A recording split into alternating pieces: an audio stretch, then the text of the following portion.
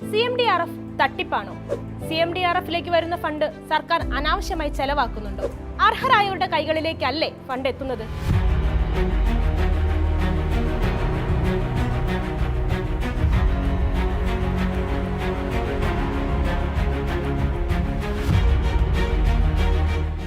കേരളം കണ്ട ഏറ്റവും വലിയ ഉരുൾപൊട്ടൽ.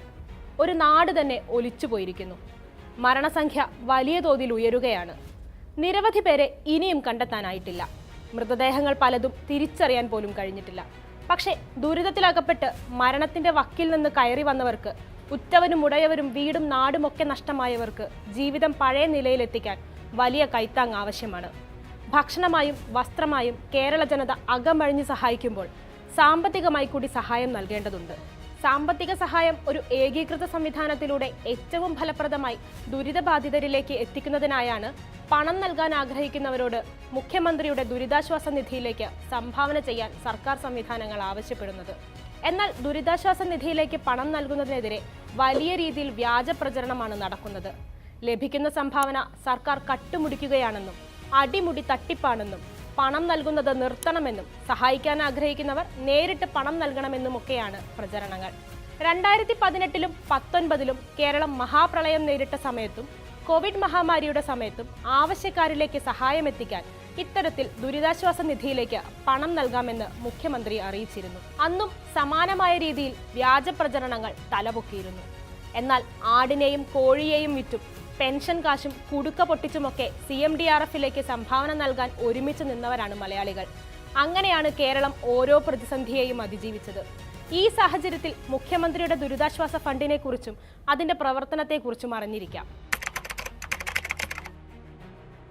പ്രളയം, കടൽക്ഷോഭം, ഉരുൾപൊട്ടൽ, തീപിടുത്തം തുടങ്ങി സമൂഹത്തിൽ നടക്കുന്ന വിവിധങ്ങളായ ദുരന്തങ്ങൾ ബാധിക്കുന്ന വ്യക്തികളെയോ കുടുംബങ്ങളെയോ സഹായിക്കുന്നതിനായി സർക്കാർ തലത്തിൽ സ്വരൂപിക്കുന്ന പൊതു ഫണ്ടാണ് CMDRF. Chief ministers distress relief fund എന്ന CMDRF ഓൺലൈനായും ഓഫ്ലൈനായും പ്രവർത്തിക്കുന്ന സംവിധാനമാണ്.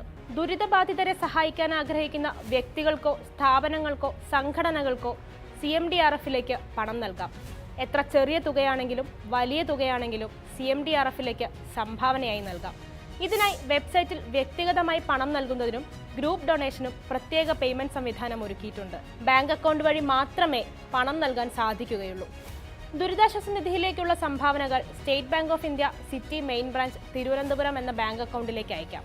ഇതുപോലെ CMDRFിന്റെ വിവിധ ദേശസാൽകൃത ഷെഡ്യൂൾഡ് ബാങ്കുകളുടെ അക്കൗണ്ടുകൾ വഴിയും തുകകൾ സംഭാവന ചെയ്യാം. ഓൺലൈൻ പോർട്ടലുകളുടെ പ്രവർത്തനം സുഗമമാക്കുന്നതിന് വേണ്ടിയാണ് പൂൾ അക്കൗണ്ടുകൾ കൂടി ആരംഭിച്ചിരിക്കുന്നതെന്ന് CMDRF വെബ്സൈറ്റിൽ തന്നെ വ്യക്തമാക്കിയിട്ടുണ്ട്. Domestic visa, master, RuPay, debit or credit കാർഡുകൾ, നെറ്റ് ബാങ്കിംഗ്, അന്താരാഷ്ട്ര കാർഡുകൾ എന്നിവ ഉപയോഗിച്ച് പണം നൽകാം. UPI ID ഓർ QR VPA based donation, wallet, mobile banking തുടങ്ങിയവ വഴിയും CMDRFിലേക്ക് പണം നൽകാം. ചുരുക്കി പറഞ്ഞാൽ നമ്മൾ നൽകുന്ന ഓരോ രൂപയ്ക്കും കൃത്യമായ കണക്കുണ്ടെന്ന് സാരം. ഇനി ഏറ്റവും സംശയം വരുന്നത് പണത്തിന്റെ വിനിമയത്തെക്കുറിച്ചായിരിക്കും. ധനകാര്യ പ്രിൻസിപ്പൽ സെക്രട്ടറിയുടെ പേരിലാണ് ഈ അക്കൗണ്ട്. എന്നാൽ ഇതിന്റെ പൂർണ്ണ നിയന്ത്രണം റവന്യൂ വകുപ്പിനാണ്. അതുകൊണ്ട് തന്നെ CMDRFിന്റെ ബാങ്ക് അക്കൗണ്ട് കൈകാര്യം ചെയ്യാൻ അധികാരമുള്ള ധനകാര്യ സെക്രട്ടറിക്ക് തന്റെ ഇഷ്ടാനുസരണം പണം പിൻവലിക്കാനോ കൈമാറ്റം ചെയ്യാനോ സാധിക്കില്ല. റവന്യൂ സെക്രട്ടറി പുറപ്പെടുവിച്ച ഉത്തരവനുസരിച്ച് മാത്രമേ പണം പിൻവലിക്കാൻ സാധിക്കൂ. ഇതുവരെ ലഭിച്ച തുകയുടെയും വിനിയോഗിച്ച തുകയുടെയും വിശദ വിവരങ്ങൾ CMDRFിന്റെ വെബ്സൈറ്റിൽ ലഭ്യമാണ്. CMDRF വഴി വരുന്ന ഫണ്ടുകൾ CAG അഥവാ controller and auditor general of ഇന്ത്യയുടെ ഓഡിറ്റിംഗിന് വിധേയമാണ്. നിയമവിരുദ്ധമായി എന്തെങ്കിലും ചെയ്യുന്ന പശ്ചാത്തലത്തിൽ അവ ചോദ്യം ചെയ്യപ്പെടുകയും പ്രത്യേകിച്ച് നിയമസഭയിൽ സർക്കാർ ഇതിന് മറുപടി നൽകേണ്ടിയും വരും. മാത്രമല്ല ഇത് ആദായ നികുതി ഇളവിനും അർഹമാണ്.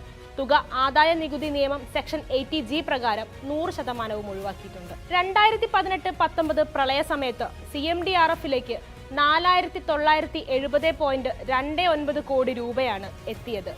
പൊതുജനങ്ങളിൽ നിന്നുള്ള സംഭാവനകൾ, സാലറി ചലഞ്ച്, ഫെസ്റ്റിവൽ അലവൻസ്, മദ്യവിൽപ്പനയുടെ അധിക നികുതി, കെയർ ഹോം പദ്ധതിക്കായി സംസ്ഥാന സഹകരണ വകുപ്പ് നൽകിയ പണം തുടങ്ങി എല്ലാം കൂടി ചേർത്തുള്ള തുകയാണിത്.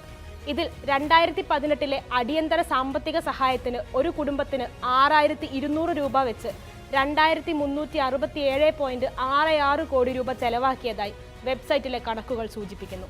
സമാനമായി ഭൂമിയും വീടും നഷ്ടപ്പെട്ട കുടുംബങ്ങൾക്കുള്ള സഹായം, പ്രളയബാധിതർക്ക് വീട് നിർമ്മിക്കുന്നതിന് care home project fund, Punargeham പദ്ധതി, KSFE ഷെൽട്ടർ ഹോം തുടങ്ങി ഇതുവരെ 4724.83 കോടി രൂപ ദുരിതാശ്വാസ പ്രവർത്തനങ്ങൾക്കായി വിനിയോഗിച്ചിട്ടുണ്ട്.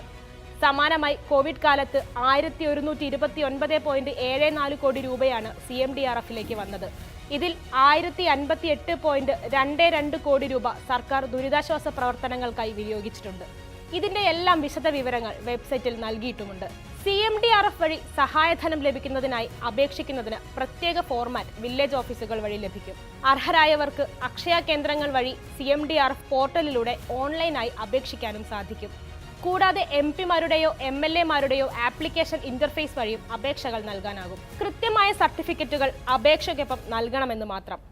പാസ്സാകുന്ന തുക അർഹരായവരുടെ ബാങ്ക് അക്കൗണ്ടുകളിലേക്കായിരിക്കും എത്തുക. ദുരിതബാധിതരെ സഹായിക്കാൻ കൃത്യമായ കണക്കുകളുള്ള CMDRF വഴി പണം നൽകുന്നത് തന്നെയാണ് എന്തുകൊണ്ടും അനുയോജ്യം.